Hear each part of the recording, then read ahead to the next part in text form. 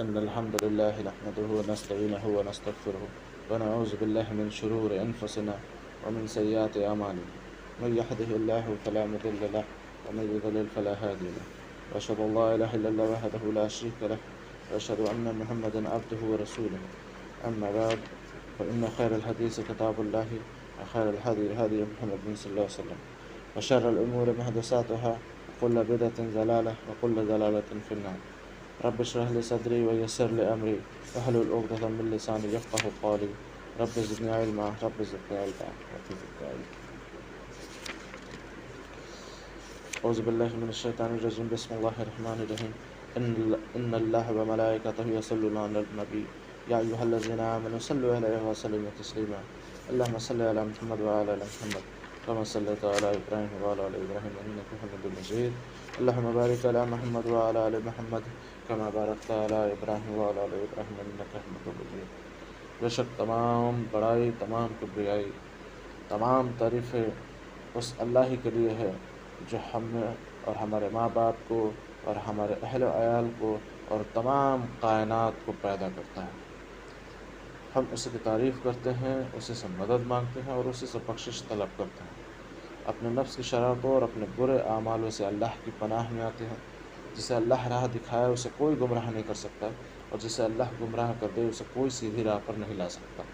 میں گواہی دیتا ہوں کہ اللہ تعالیٰ ہی ہمارا معبود برحق ہے، وہ اکیلا ہے، تنہا ہے، اس کا کوئی ساجی نہیں، نہ اس کو کسی نے جنا ہے نہ اس نے کسی کو جنا ہے، اور میں گواہی دیتا ہوں کہ حضرت محمد صلی اللہ علیہ وسلم اس کے بندے اور رسول ہیں۔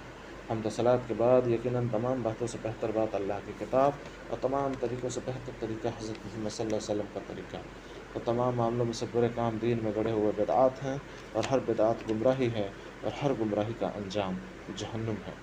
درود و سلام ہے تمام انبیاء کرام پر، خصوصاً حضرت محمد صلی اللہ علیہ وسلم پر اور ان کے آل اولاد اور اصحاب پر۔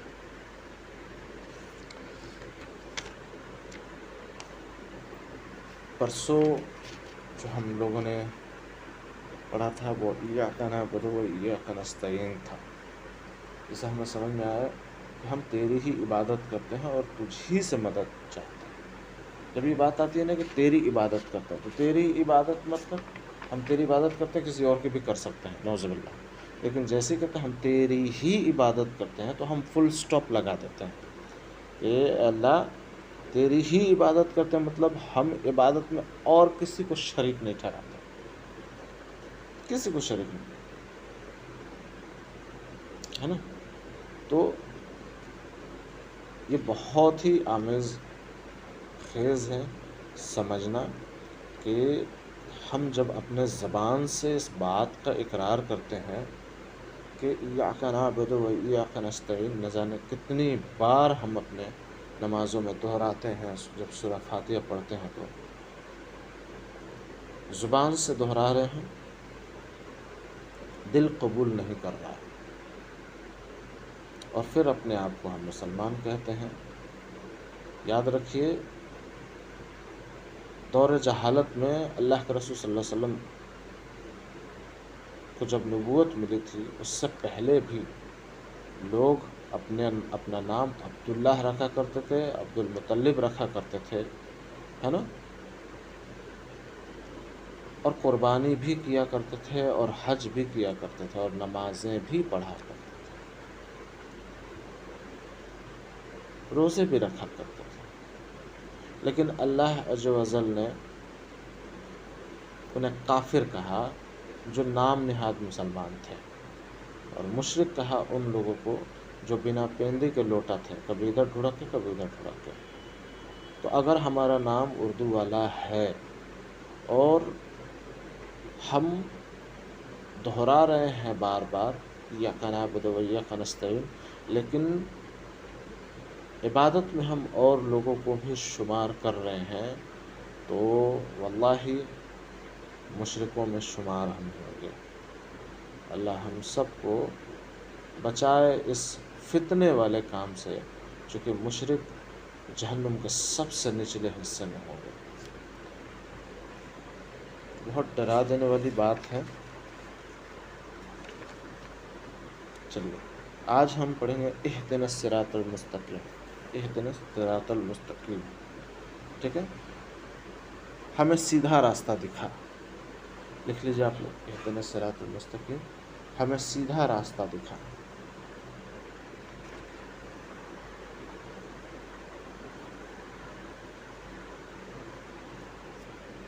اہدنا الصراط المستقیم.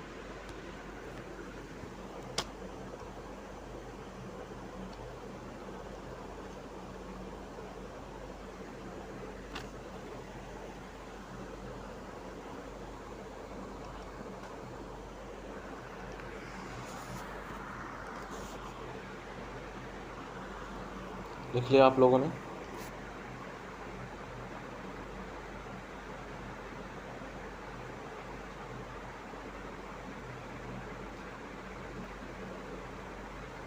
چلو، جیسے بات آتی ہے نا کہ ہمیں سیدھا راستہ دکھا، تو اس کا ایک ہی مطلب نکلتا ہے، ہدایت کا راستہ. ہدایت مطلب کیا ہوتا ہے؟ ایک ایسا راستہ جو آپ سے شروع ہوتا ہے اور اللہ کے پاس ختم ہوتا ہے، یہ ہدایت کا راستہ ہے. اس بیچ میں اور بھی کئی راستے ہوں گے، لیکن وہ راستے باطل ہیں، وہ راستے شیطان کی طرف لے جانے والے راستے ہیں. تو جو ہم سورہ فاتحہ پڑھتے ہیں اور ہم یہ کہتے ہیں کہ ایاک نعبد و ایاک نستعین، کہ ہم تیری ہی عبادت کرتے ہیں اور تجھ ہی سے مانگتے ہیں، اور فوراً یہ کہتے ہیں کہ اہدنا الصراط المستقیم، کہ اللہ ہمیں سیدھا راستہ دکھا، ہے نا، سیدھا راستہ. ایک طرف ہم اللہ کی وحدانیت کا اقرار کرتے ہیں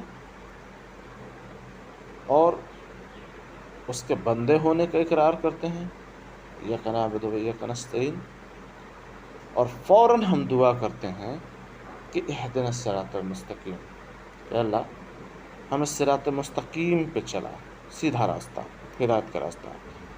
ہدایت کا ایک جو معنی ہے نا، وہ نرمی اور مہربانی کے ساتھ راستہ بتانا ہے. ٹھیک ہے؟ اب جیسا کہ اللہ تعالیٰ نے نبی کریم صلی اللہ علیہ وسلم سے خطاب کرتے ہوئے فرمایا ہے، سورہ شورى میں آیت نمبر 52، سورہ شورى آیت نمبر 52.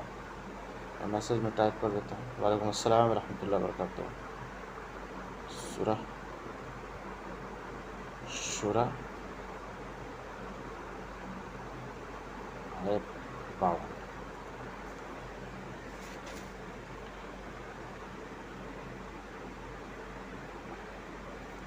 وَإِنَّكَ لَتَهْدِي إِلَى صِرَاطٍ مُسْتَقِيمٍ، اور بلا شبہ آپ سیدھے راستے ہی کی طرف رہنمائی کرتے ہیں. یہ رسول اللہ صلی اللہ علیہ وسلم کو اللہ مخاطب ہو کے بشارت دے رہا ہے کہ اللہ عز و جل نے بتا دیا کہ رسول اللہ صلی اللہ علیہ وسلم صراط مستقیم کی طرف ہی رہنمائی کرتے ہیں. سورہ شورى آیت نمبر 52 میں یہ ہدایت اللہ تعالیٰ، اس کے رسول اور دوسرے لوگ سبھی کر سکتے ہیں.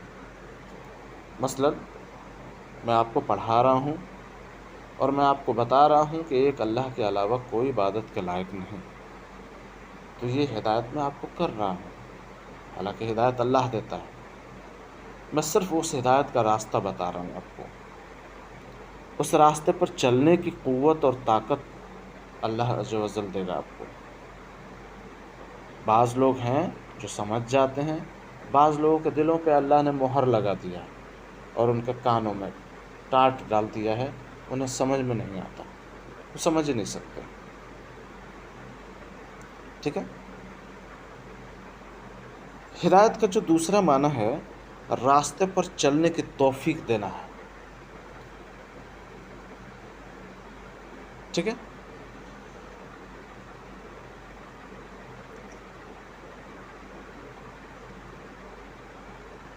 اب صرف اللہ تعالیٰ کے اختیار میں ہے کہ اللہ توفیق دے یا نہ دے. اس کا زندہ مثال میں نے ابھی تھوڑی دیر پہلے بتایا آپ کو لوگ نمازوں میں سورہ فاتحہ پڑھ رہے ہیں، عمل میں نہیں ہیں۔ کیا ریزن ہے عمل میں نہیں ہونے کا؟ ان کا مانگنا باطل ہے، وہ مانگ ہی نہیں رہے ہیں، دراصل وہ صرف رٹ رہے ہیں، اور اللہ عز و جل جانتا ہے دلوں کا حال۔ واللہ سمیع علیم، دلوں کا حال جاننے والا رب ہے۔ وہ کالی رات میں کالی پہاڑی پر کالی چینٹی کے دل میں کیا چل رہا ہے، اللہ اس سے بھی واقف ہے۔ تو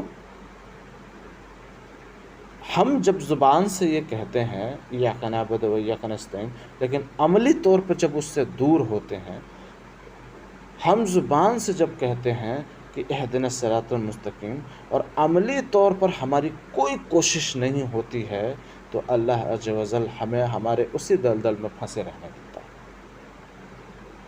اب اس بات کی دلیل یاد کیجئے، میں نے آپ لوگوں کو بتایا تھا کہ جب ہم ایک قدم بڑھاتے ہیں تو اللہ ہماری طرف دوڑ کر آتا ہے، یعنی ہماری ایک چھوٹی سی کوشش، اللہ کی پوری ہدایت ہمارے طرف۔ سمجھ میں آپ لوگوں کو بہت ایزی وے میں آپ لوگوں کو بتا رہا ہوں، ٹھیک ہے؟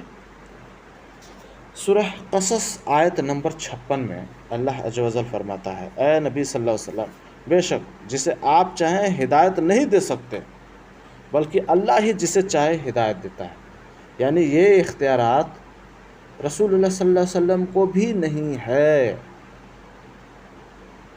رسول اللہ صلی اللہ علیہ وسلم کو بھی نہیں ہے، ہدایت صرف اللہ عز و جل دیتا ہے۔ ورنہ مکہ میں دور جہالت میں اس زمانے میں ویل کوالیفائڈ لوگ 17 لوگ تھے، مکہ میں 17 لوگ بہت پڑھے لکھے لوگ تھے۔ آپ ذرا اندازہ کر کے دیکھیے، اگر آپ کے شہر میں، یعنی کہ پورے میں دہلی زون کا لے لیتا ہوں، اگر پتہ چلے کہ اس میں 17 لوگ ہی ویل کوالیفائڈ لوگ ہیں، تو ان کی کیا عزت و احترام ہوگی؟ اندازہ کیجیے ان 17 لوگوں کا۔ ان 17 لوگوں میں بھی سب سے زیادہ پڑھا لکھا ابو جہل تھا، سب سے زیادہ پڑھا لکھا، لیکن اللہ عز و جل نے اس کو کیا لقب دیا؟ ابو جہل، جاہلوں کا باپ، جاہلوں کا باپ۔ رسول اللہ صلی اللہ علیہ وسلم اگر ہدایت دے سکتے تو ابو جہل کو بھی دے دیتے، بہت پڑھا لکھا تھا بھائی، چھوٹی بات ہے۔ آج دیکھیے پورا ویسٹرن جو ہے وہ قرآن ہاتھ میں لے رہا، پڑھ رہا ہے، اسلام قبول کر رہا ہے، چاہے وہ ایتھسٹ ہو، چاہے وہ سائیکیٹرک ہو، چاہے وہ ڈاکٹر ہو، چاہے سائنٹسٹ ہو، چاہے انجینئر ہو، کوئی بھی ہو۔ حال ہی میں بڑا سائنٹسٹ نے ایک اسلام قبول کیا، ایک ایسٹروناٹ نے بھی اسلام قبول کیا تھا۔ آپ یہ چیز سمجھیے کہ جو پڑھے لکھے لوگ ہیں وہ ریئلٹی جاننے کے بعد ایکسیپٹ کر لیتے ہیں۔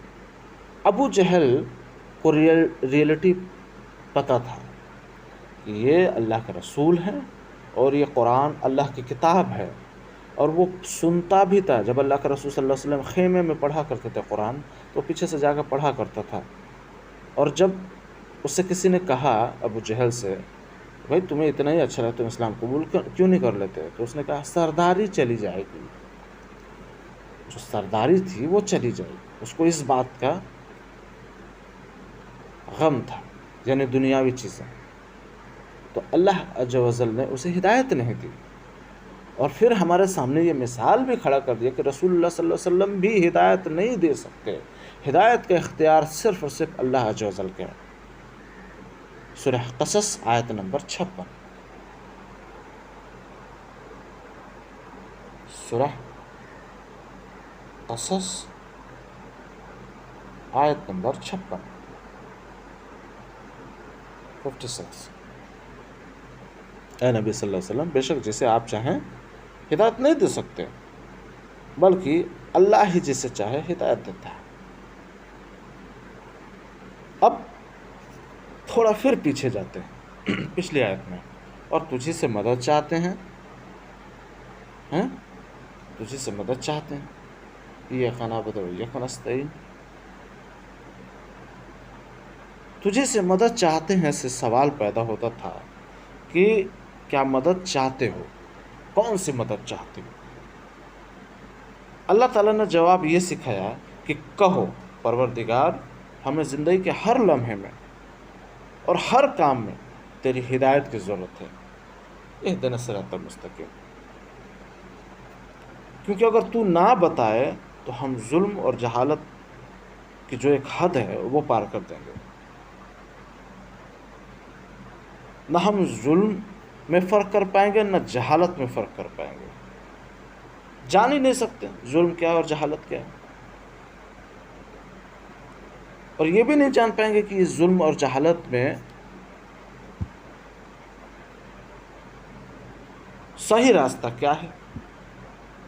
अगर जान भी लें तो अपने नफ्स की कमज़ोरियों को, अपने नफ्स की कमज़ोरियों, गज़ब, हसद, लालच, कंजूसी, घमंड, हठधर्मी, ये सब चीज़ों जो है ना, इन सब चीज़ों की वजह से और दूसरे दुश्मनों की वजह से उस सही रास्ते पर चलना और कायम रहना पॉसिबल ही नहीं जब तक अल्लाह तौफीक ना करे।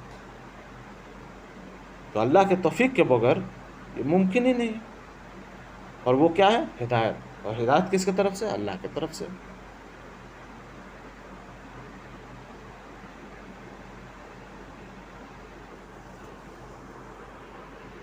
तो अल्लाह अज़्ज़ व जल से हमेशा दुआ करते रहना है कि हर काम और हर लम्हे हमें अल्लाह सीधे रास्ते को जानने, समझने और उस पर चलने की तौफीक दे।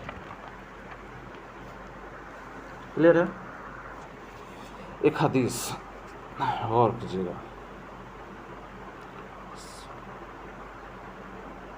सैयदना नवास बिन समआन रज़ियल्लाहु अन्हु बयान करते हैं, रसूलुल्लाह सल्लल्लाहु अलैहि वसल्लम ने फरमाया, अल्लाह ताला ने सिरात मुस्तकीम की इस तरह मिसाल बयान की है जैसे एक रास्ता हो और उसके दोनों तरफ दीवारें हों, उनमें कई एक खुले दरवाजे हों और हर दरवाजे पर पर्दे लटक रहे हों। रास्ते के दरवाजे पर एक पुकारने वाला मुकर्रर हो जो ये ऐलान कर रहा हो कि ऐ लोगो, तुम सब सीधे रास्ते पर चलो और दाएं बाएं मत झांको।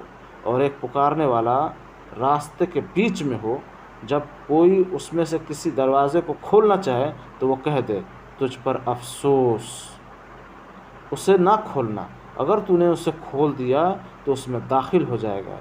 इस मिसाल में सिरात यानी रास्ता से मुराद है इस्लाम, दीवारें जो हैं वो अल्लाह की हदें हैं, खुले हुए दरवाज़ों से मुराद है अल्लाह ताला की हराम करदा चीज़ें, रास्ते के दरवाज़े पर पुकारने वाला कुरान करीम है और रास्ते के बीच में पुकारने वाला अल्लाह ताला का वो खौफ है जो हर मुसलमान के दिल में होता है।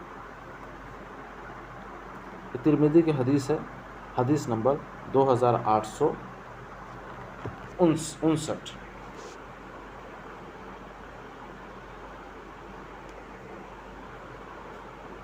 तिरमिज़ी।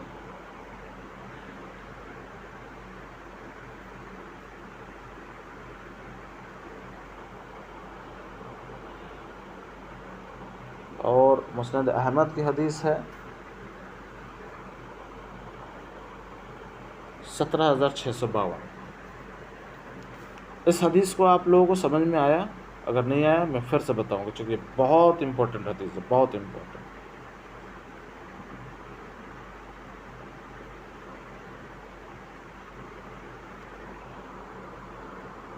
ठीक है, पहले मैं इस हदीस को डिफ़ाइन करता हूँ, फिर मैं इसको फिर से बयान करूँगा इंशाअल्लाह ताला। ठीक है,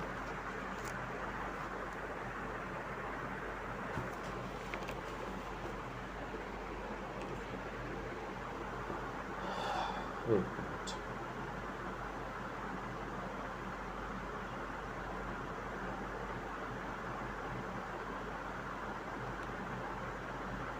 स्क्रीन दिख रहा है आप लोगों को?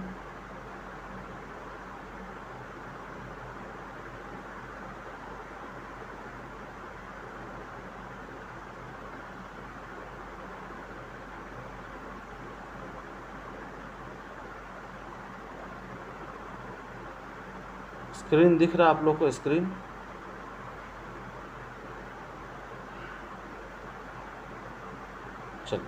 چلو ٹھیک ہے. اللہ اکبر.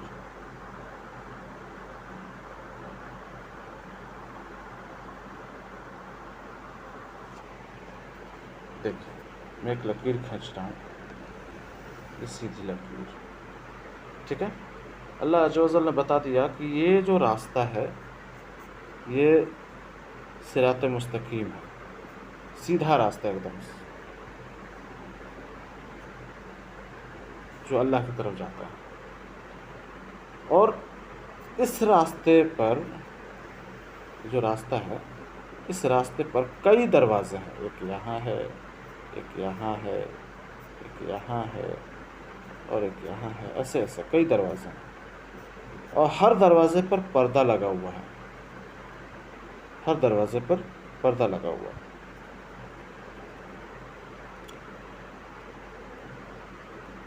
اور ہر دروازے پر ایک پکارنے والا بھی اللہ نے کھڑا کر دیا ہے. اور وہ پکارنے والا کیا ہے؟ وہ قرآن ہے. ہم سیدھے راستے پر چلتے ہیں.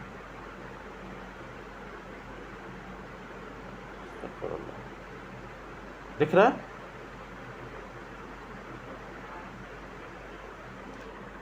دکھ رہا ہے آپ لوگوں کو؟ ٹھیک ہے ٹھیک ہے. تو یہ جو سیدھا راستہ ہے اس پر ہم ایسے چل رہے ہیں، ٹھیک ہے.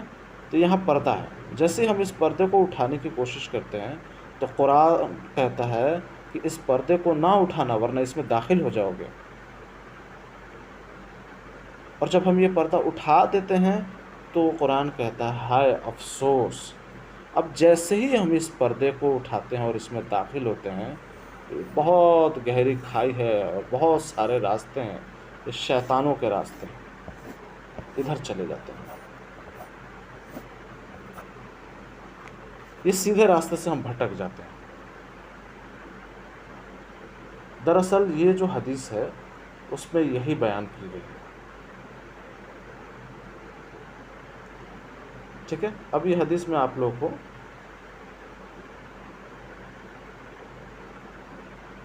پھر سے بتاتا ہوں.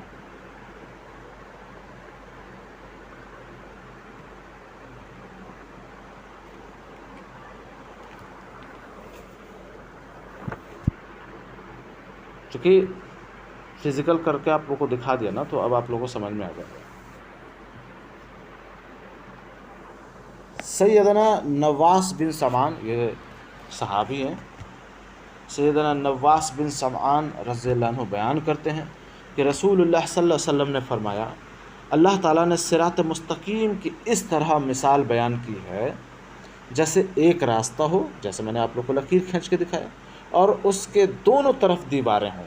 جیسے آپ نے دیکھا ہوگا کہ راستے پہ میں نے دو ٹائپ کا جو ہے یعنی دو لکیریں کھینچی، وہی راستہ ہے، بیچ کا وہ دیوار ہے.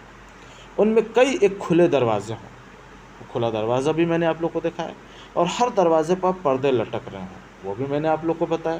راستے کا دروازے پر ایک پکارنے والا مقرر ہو، چونکہ میں نے آپ لوگ کو بتایا، جو یہ اعلان کر رہا ہو کہ اے لوگو تم سب سیدھے راستے پر چلو اور دائیں بائیں مت جھانکو.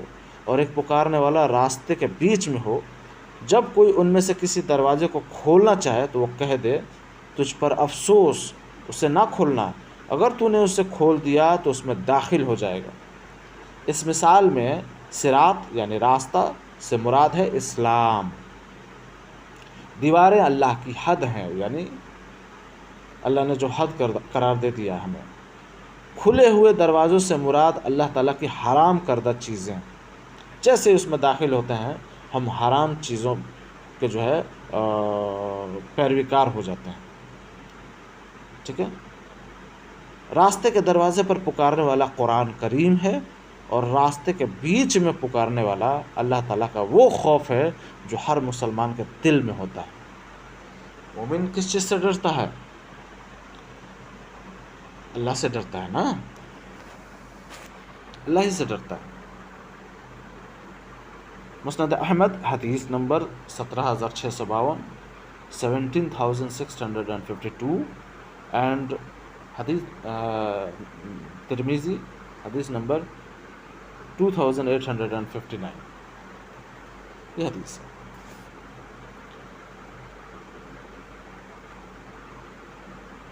ایک اور حدیث پہ غور کرتے ہیں۔ سیدنا عبداللہ بن مسعود رضی اللہ عنہ، ہم سب جانتے ہیں بڑی جامع صحابی رہے ہیں اللہ کے رسول صلی اللہ علیہ وسلم،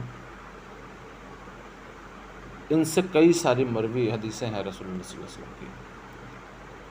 تو عبداللہ بن مسعود رضی اللہ عنہ بیان کرتے ہیں کہ رسول اللہ صلی اللہ علیہ وسلم نے ہمارے لیے ایک لکیر کھینچی، پھر فرمایا یہ اللہ کا راستہ ہے، پھر اس کے دائیں اور بائیں چند لکیریں کھینچیں اور فرمایا یہ شیطان کے راستے ہیں، ان میں ہر ایک راستے پر ایک شیطان ہے جو اپنی طرف بلا رہا ہے۔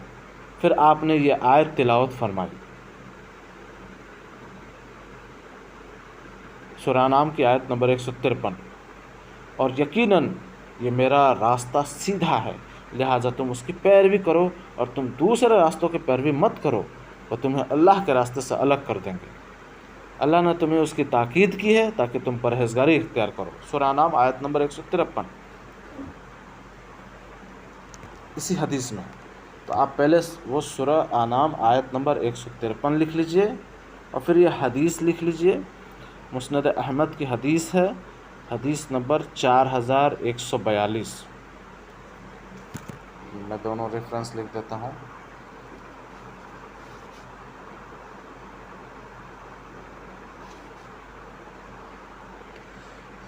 سورہ انعام آیت نمبر 153 اور حدیث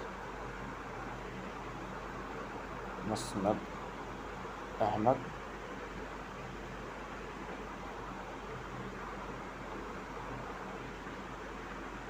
جی 4142۔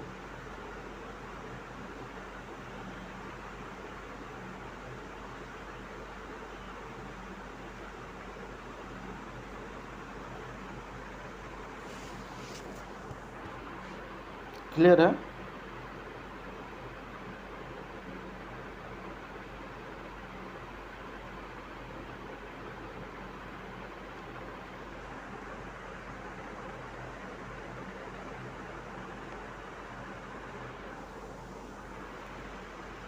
یہ حدیث سمجھ میں آپ لوگ کو، اللہ کے رسول صلی اللہ علیہ وسلم نے ایک سیدھا راستہ کھینچ دیا، یعنی ایک سیدھا لکیر کھینچا زمین میں، اور اس کے ساتھ کئی لکیریں دائیں بائیں کھینچی، اور پھر بتایا کہ یہ جو سیدھا راستہ ہے نا یہ اللہ اور اللہ کے رسول کا راستہ ہے، اور یہ جو دائیں بائیں ہیں یہ شیطان کا راستہ ہے۔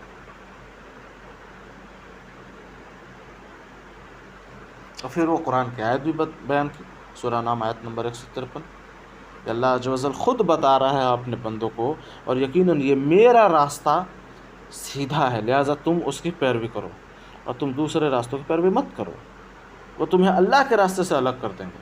اللہ نے تمہیں اس کی تاکید کی ہے تاکہ تم پرہیزگاری اختیار کرو۔ اللہ نے بتا دیا پرہیزگاری اختیار کر لو، کس چیز سے؟ شیطان کے راستے سے بچ جاؤ۔ پرابلم یہ ہے نا کہ ہم روز اور نماز اگر پڑھتے ہیں تو ہر آیت میں سورہ فاتحہ پڑھ رہے ہیں، پرابلم یہ ہے سمجھ ہی نہیں رہے ہیں۔ اگر ہم سمجھ جائیں ان باریکیوں کو، اول یہ کہ اللہ سے محبت ہو جائے، اللہ چاہتا ہی نہیں ہے کہ ہم بھٹکیں، اللہ چاہتا ہی نہیں ہے کہ ہم بھٹکیں۔ دوسری بات یہ کہ اللہ ہمارے ذہن کو کھولنا چاہتا ہے۔ جب ہم ایک رب کی عبادت کرتے ہیں تو نہ جانے کتنے راستے جو ہے نا، جو فالتو راستے ہیں، اللہ اس سارے راستوں کو بند کر دیتا ہے۔ اب آپ اندازہ کیجئے، سپوز کیجئے کہ آپ کو یہاں سے ممبئی جانا ہے، کئی ساری ٹرین ہیں، کئی سارے پلیٹ فارم ہیں، کئی سارے اسٹیشنز ہیں، آپ کو کچھ نہیں پتہ، کچھ بھی نہیں پتہ۔ لیکن اگر آپ کو اتنا پتہ چل جائے ایک ہی پلیٹ فارم ہے، ایک ہی ٹرین ہے، ایک ہی راستہ ہے، ایک ہی اسٹیشن ہے، نیو دہلی سے بیٹھے پلیٹ فارم نمبر 1 سے، روز گاڑی جو ہے ایک ہی گاڑی وہاں پہ کھڑی رہتی ہے جس کو جانا ہے ممبئی CST چھترپتی شیواجی ٹرمینل۔ آپ کے لیے مشکل ہوگا کیا ممبئی جانا؟ میں آپ لوگوں سے ہی پوچھ رہا ہوں، مشکل ہوگا آپ لوگوں کے لیے؟ نہیں ہوگا، بالکل نہیں ہوگا، کیونکہ آپ کو پتہ ہے جب بھی جانا ہوگا اٹھیں گے، اسی پلیٹ فارم پہ جائیں گے، اسی ٹرین میں جا کے بیٹھ جائیں گے، بس ٹرین لے جا کے آپ کو آپ کے منزل پہ پہنچا دے گی۔ تو اللہ کا راستہ بھی ایک دم سیدھا اسٹریٹ ہے، دائیں بائیں کچھ نہیں، اور اللہ کا راستہ کیا ہے؟ توحید کا راستہ، خالص اللہ کی عبادت، کچھ بھی نہیں اس میں۔ کلیئر ہے؟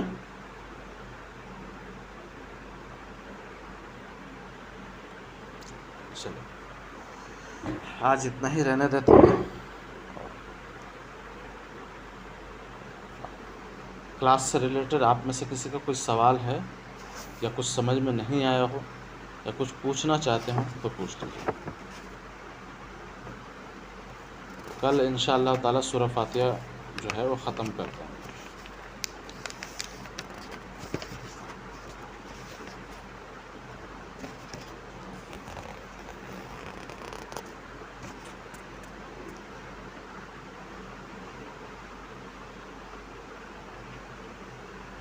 آج اگر دیکھا جائے تو میں نے آدھے گھنٹے کی ہی کلاس لی ہے۔